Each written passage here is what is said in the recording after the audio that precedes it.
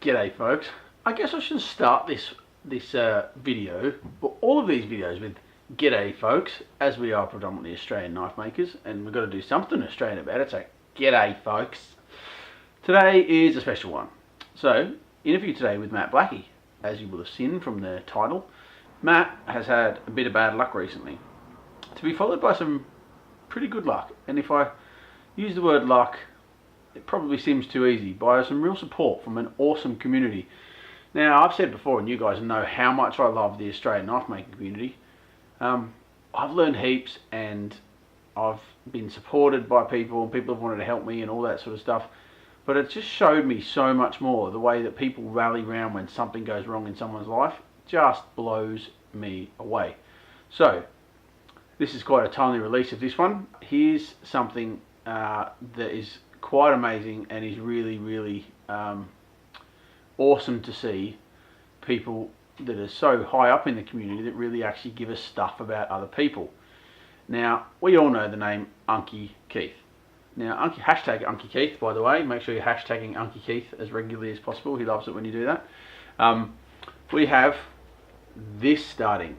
So, this is one of Unky Keith's beautiful knives. It's made of a gorgeous Damascus with a giraffe bone handle. As you know, the guy is a genius. He makes beautiful knives. It's gorgeous. If you wanted to get the opportunity to be able to bid on this one, go to the new Instagram page for the Australian Knife Art Association. So that is at Knife Art Association on Instagram. If you want to see all the rules and terms and conditions, and that's where you do your bidding as well. Bidding will end on the 19th of May at 8 o'clock. So the normal, usual bidding terms and conditions, it'll run for an extra 10 minutes, or however they do it, 10 minutes after 8 o'clock for each bid that happens, just to help stop sniping and that sort of stuff. But man, it's a beautiful knife. Look at that. Love it. Let's get rid of some of this stuff on there though. Whoa, look at that. I just want to say thank you very much to the Knife Art Association and to Unky Keith, the Keith Fludder, for putting your time and energy into this beautiful knife and really helping somebody out. So, man, can't think of being in a better community than this.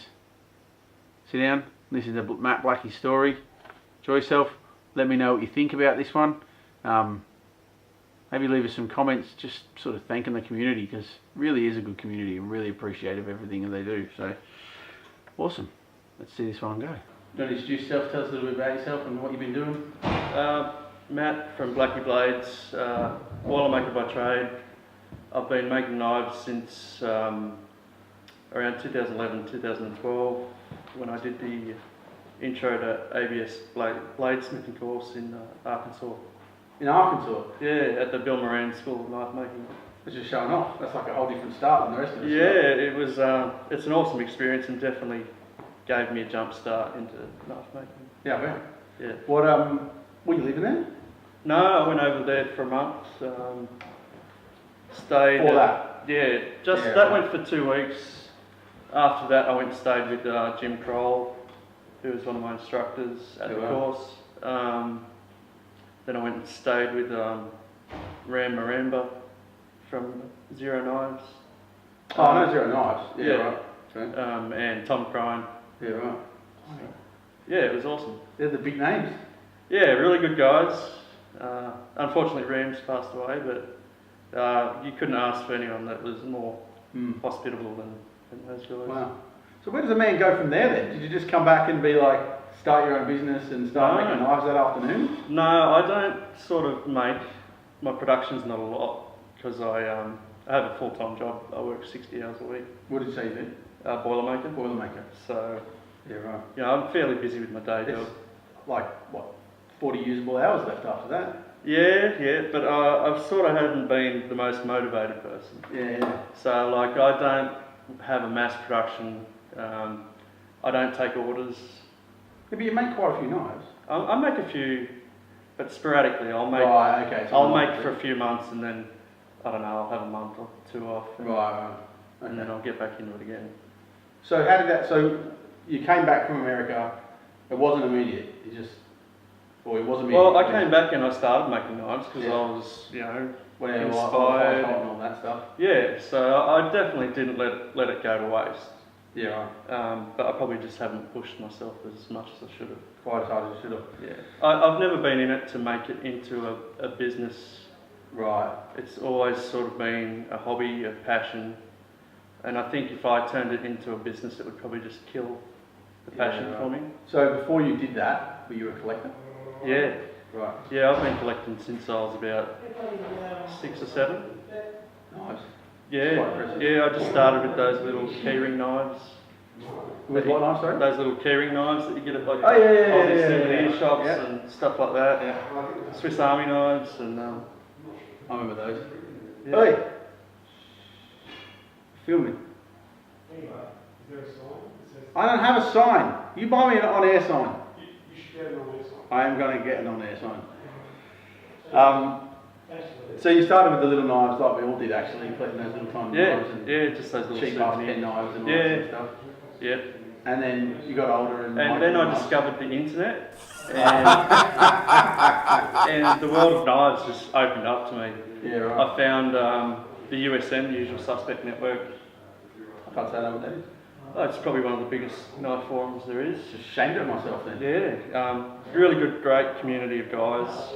And that was what sort of gave me my introduction to go over to the US and stay with a lot of these makers. Yeah. Was that I've developed friendships with them over the years, like discussing knives on the forums and stuff like that. Yeah, okay, so you had a bit of a relationship with them. Yeah. I was thinking, how the heck did you get to stay with all those people? Like, surely that's not part of the normal course. Well, Jim Kroll I met at the ABS course.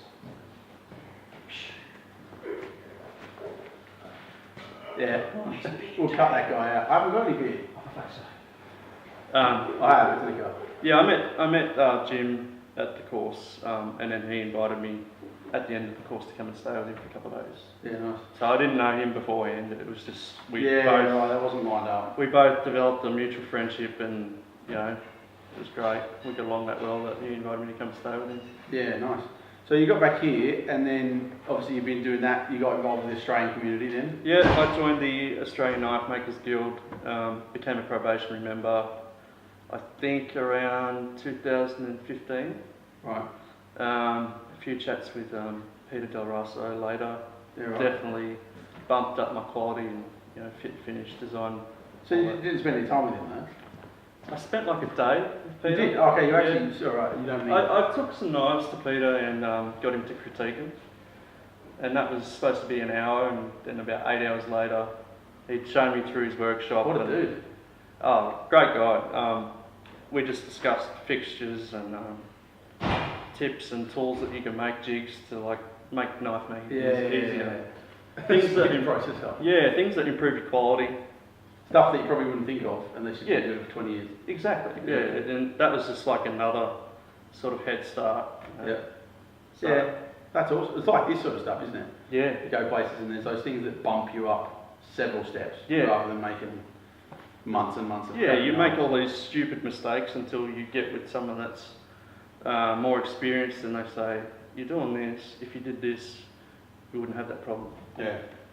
So, you're relatively sporadic. What's your setup like? Obviously not right now. What has your setup been like, workshop-wise? Have you got a proper workshop? Or I've been working out of garages, single car garages. Pretty much. Wow. So there's plenty of room in a garage to set up a decent workshop. So tell me what sort of tools you have. You've obviously got a grinder. I've got a single speed Wilmot square wheel copy grinder that was originally owned by Jim Jones. Right. Old time Australian knife maker. Yep. I've recently brought a mill 2 years ago. Right. I've got a bandsaw, and that's about it. Apart from why do I own so many tools and I still got so many knives? How are you doing this? I've got plenty of hand tools from my trade, and plus stuff that I've been. Peter said you need some of this stuff, you need this. Yeah. Other makers have, use these, just stuff you pick up along the way. So, do you forge or you stock removal? I do both. You do, right. Yeah. So you've also got a forge and an anvil and that at home? Yep. Right. Yeah, okay. I did have a kiln up until recently, so... What kiln did you have? I had a Paragon KM 18. Okay. Right, and so the recently that you're alluding to is a big sucky moment that happened, what, how long ago? At the start of February. Start of February. So, talk about what happened. I know there was a fire, but... Well, I got woken up at 3 o'clock by my mum yelling, "There's a fire, get out, there's a fucking fire." Yeah. Quite an important statement. Yeah, well, we were just lucky. The dog woke mum up barking. She woke up, she smelt the smoke. Yeah, right. And she woke me up. And then I got her and the dog out, and then did a couple of trips back into the house to get the cats out. Yeah. So, and it all happened. Like, I was awake at 3 o'clock and the house was burnt down to the ground at probably 15:15. Oh man, it's so fast. Yeah, it's crazy. So many houses burned down. But I haven't burned them down, by the way. I was a fireman. by the time I got the first cat out and went back in to get the second cat, I couldn't see the room that the cats were. You did well to get actually in there, mate. I had a headache for like 3.5 days, and like I had this cough. And probably not so good for you. The smoke was just—it's toxic because the house was like built in the, I'm going to guess, late 60s, early 70s. Right. Had vinyl cladding. Yeah, nice. It's probably got asbestos in it as well. Some really good stuff for burning. So I actually got to admit I wasn't aware. I thought it was the workshop. I didn't actually realise it was the house. No, I was lucky. I was lucky it was the house, in a way. But I did have my whole knife collection in the house, as well as a lot of my handle material. Yeah, right. So you lost quite a lot of the stuff that you need to be producing. Yeah. So. Yeah. I lost the tools that you need to be producing knives. You lost. No, most of my tools were fine. Right. Yeah. Because they were in the shed. Right. Okay. So you lost the handle material and enough stuff that it sucked. Yeah. Well, I'd only just moved there in the end of November, and this happened in February. Damn. So I'd moved there for a fresh start, and kind of now I have the freshest start. Yeah, an ultimate fresh start. Nothing, I don't own anything. Yeah, wow, okay. So, I mean, that's been, a month and a bit? Yeah. A month and a bit now, like, what's going on, like, where you up to? Is life sort of starting to get normal, or are you? Well, we're in a rental house at the moment. We've got no power out to the shed. Right. So, at the moment, if I want to make anything out there, I've got to hook into the generator. Yeah, right. So, working by generator has its downfalls though, because my grinder, as soon as you go to put any sort of decent amount of pressure on it, it bogs down. It just bogs down, and it doesn't quite cut out the generator, but you just can't. Yeah, you can't grind to make it. Yeah. Okay. Yeah. So I can't really grind any knives at the moment. So I'm just sort of cleaning things up every now and then, you know, preparing handles, wire handles, putting them together. Just whatever you can do. Yeah, just to sort of keep my mind off it. So the workshop was right, but obviously starting again with everything you own must be a pretty big thing to work your way through. Are they rebuilding? Not yet, but we've got to wait for the insurance company. Yeah, right, and they're always sucking. Yeah. So I got out of the house. I had a pair of shorts and a t-shirt on. I didn't have any shoes on. Damn. It wasn't until like maybe 4 hours later I searched my pockets, and I somehow picked up my car keys, my wallet, my phone, a Spyderco folder, and a little 4.7's titanium flashlight. Yeah, right. Which I must have just been on autopilot, got up, threw it in my pocket. You normally throw in your pockets. And got out, so. Yeah, wow. Man, that sucks. But what is nice is that we seem to exist in a community of people who really actually love each other and we look after each other. And so, are you happy to talk about that? Yeah. Yeah, so, I mean, half the people on here might have had something to do with it, but what happened there, obviously, when you told everyone what had happened? Well, I've been really overwhelmed with the amount of people that have offered to, help out financially or donate things for raffles, and some people on Instagram ran a huge raffle for me and my family, I should say. Yeah. The Knife Art Association have been fantastic. Without them, I wouldn't be here at the symposium. Yeah, right. They ran a raffle for me at the Perth Knife Show. Steel Flame, they ran an auction for me. Wow, I didn't know about half these things, jeez. Yeah, I've had people give me knives, like Ian Stewart's building me a knife. Like, he told me, he pulled me aside when I first got here on Friday and said, I I don't want to hear no. I'm making you a knife. And then he took me out to the car and like he's got this beautiful Bowie blade about this long. I was just like kind of trying not to tear up, but I was tearing up slightly. And he's like, do you want stag? Or I've got this beautiful bit of Gidgee or this beautiful bit of Tasmanian Blackwood. So yeah, the knife making in the EDC community have been amazing. Yeah. Without their help, I'd probably, I'd be in a lot darker mood. Yeah, right. But I'm just trying to focus on the positives. Like me and my mum got out fine. We're all healthy. We're all safe. Yeah. The animals got out. The house can be rebuilt. The knives can, I can get new knives, new paintings. All that stuff can be replaced. Yeah. For everyone, animal-wise, and people that. Yeah, we're all safe and sound, which is the main thing. Mate, that's a massive thing, community sort of rally around. That's beautiful to see. Well, there isn't many communities that do that. I mean, you hear of churches that do that sort of thing and that sort of, but really clubs and that. Yeah. Well, essentially, what we are is a big club of people. It's a big family. Like I've had like people from the US, Ukraine, Europe. Like I've had people reach out from all over. Jeez. So at times it gets a little bit overwhelming. You feel like you don't deserve it. Yeah. Because like I'm still working. I'm still. Yeah. But they don't care if you deserve it. They just want to be able to support something. Yeah. It's been great. I couldn't have asked for more.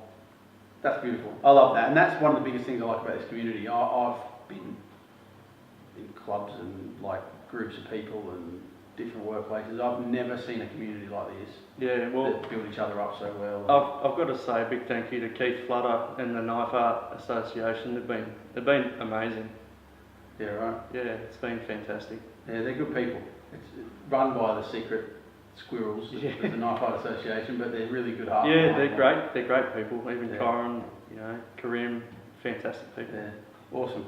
All right, well, thank you very much for sharing that with us. I know it's actually hard to share that sort of thing. Like I say, I was a fireman for 8 years. I've seen a lot of houses burn down and seen a lot of families displaced. So do really appreciate it. But I honestly think people they'll love to hear the story and know what a great community they're part of.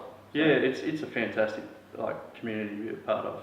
Like not just because they're helping me out when I'm down, but like they're so willing to give out information. Like they don't withhold anything if you ask in the right way. Like if you come correct and ask the right questions and aren't rude or arrogant, people are going to help you out. Yeah, that's right. I love that. And just quickly before we go, do you obviously you haven't got very many knives right now, but when you produce knives, do you sell them? Yeah. You do? Sell them or trade them for tattoos. Tattoos, actually. Love that. Love the artwork. Have you got a website or anything people can get a hold of you? Just Blackie Blades on Facebook and Instagram. Yeah, right. Nice and easy. Blackie Blades on Facebook and Instagram. Beautiful. Thank you very much for your time. Thanks a lot. Really appreciate it. Awesome. Good luck with it all. Thanks.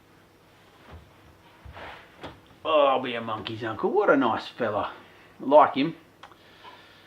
He's really generous of heart. He really seems like a good fella. Learned a lot of stuff. He seems really happy to hand that information out too. So I like him. I think I made myself a friend there actually. Matt probably had to answer that whether I did or not. But got to spend a little bit of time with him after the Blade Symposium, hang out, have dinner with him and stuff. And he's a really, really cool bloke. Someone who really deserves, even though he feels like he doesn't, someone who really, really deserves sort of kickstart, be able to get going again. So he's so sort of peaceful about it. He sort of feels like he was lucky that it was only his house and not his workshop. So that's a really awesome way to be able to look at stuff.